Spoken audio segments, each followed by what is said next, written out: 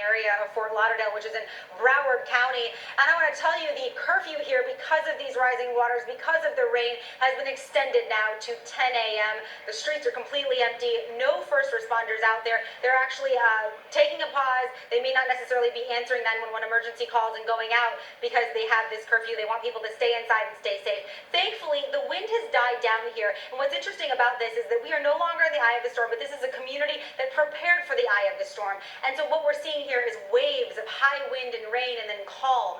And so right now we're in a moment of calm, but you see these waters rising. Transformers, as we told you earlier, have exploded in this particular area, causing some power outages. But we are going to start seeing some property damage here in Fort Lauderdale. Even though we're not in the eye of the storm, we do see that damage, that very strong band that Al keeps on talking about coming in and out of this area.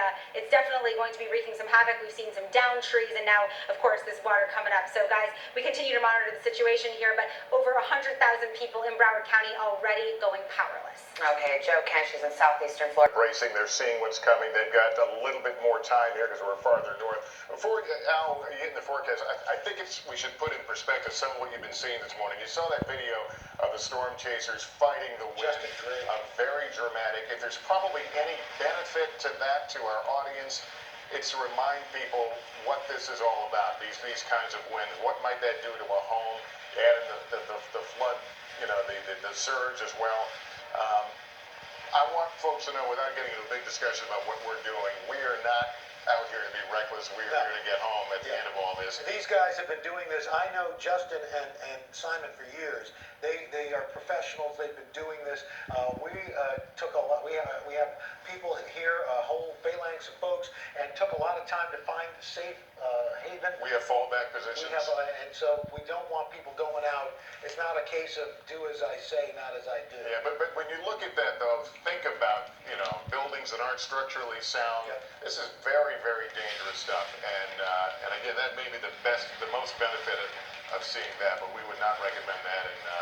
And they're in the Keys right now. They're on a causeway. Let's take a look at the latest on Irma.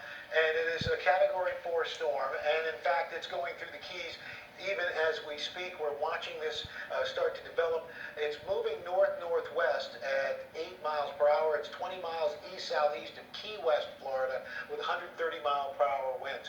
Now, again, the big story, of course, is going to be with this track. It's going to be the storm surge. Sunday, 2 o'clock in the afternoon, it's approaching Fort Myers with 130-mile-per-hour winds. It continues up here to Tampa overnight with 115-mile-per-hour winds, and then moves on toward the Panhandle as a Category 3 storm into Tallahassee Monday in the afternoon. Tuesday, it's still a Category 1 storm, or at least a tropical system, and then by Thursday morning, it is still hanging in there as that low pressure area. Now, we've got tornado watches. We've had tornado warnings. They've since expired, but tornado watches are up for the southern and really almost all of the state.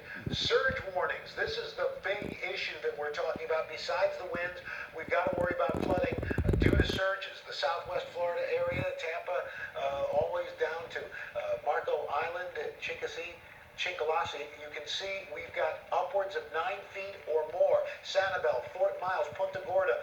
This is a storm surge map. This is the first year we're seeing the National Hurricane Center put these out. And that is where we could see the real heavy flooding along that southwestern coastline of 9 to 15 feet of storm surge. And here's the thing to know about storm surge. You can hear the wind picking up. You can hear the storm getting where storm surge just sneaks up on you. Suddenly that water comes rushing in, and you're surrounded, and it's rising up. It moves awfully quickly. I mean, it's about as fast as the hurricane itself is going.